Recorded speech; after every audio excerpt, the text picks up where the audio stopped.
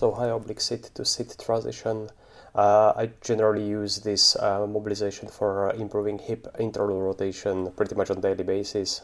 So how you're going to start? You're going to start from the high oblique sit position, keeping your torso nice and upright, shoulder away from the ear. You're going to spread your fingers on the support arm nice and wide.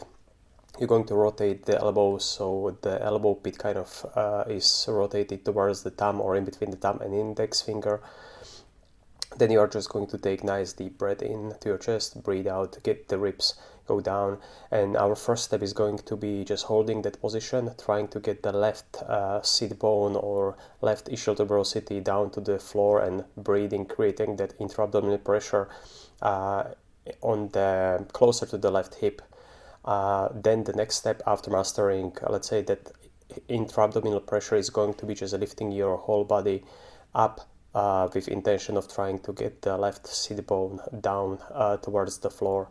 You might feel a pinch in the hip, and if that's the case, in a short while I'm going to show you the regression, like what to do from there. But again, the intention is just to lift the torso through the hip.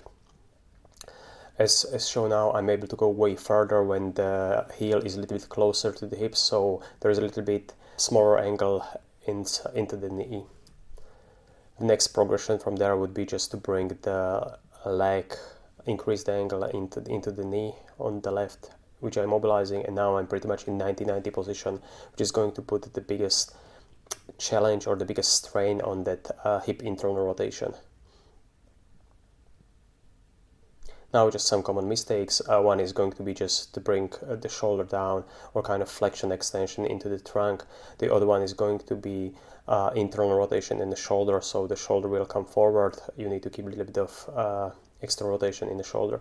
The biggest mistake usually what I see is because of the lack of mobility, people are hinging in their trunk rather than in their hips.